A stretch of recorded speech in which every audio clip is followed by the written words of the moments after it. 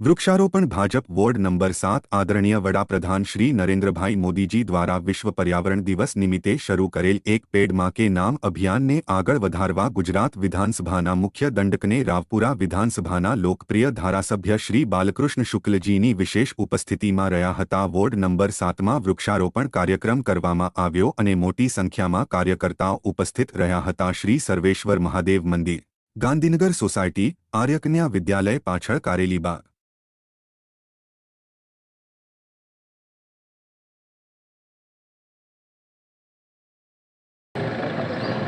आज रोज ward number 7 में रावपुरा विधानसभा में आवता गांधीनगर सोसायटी खाते वृक्षारोपणનો કાર્યક્રમ કરવામાં આવ્યો।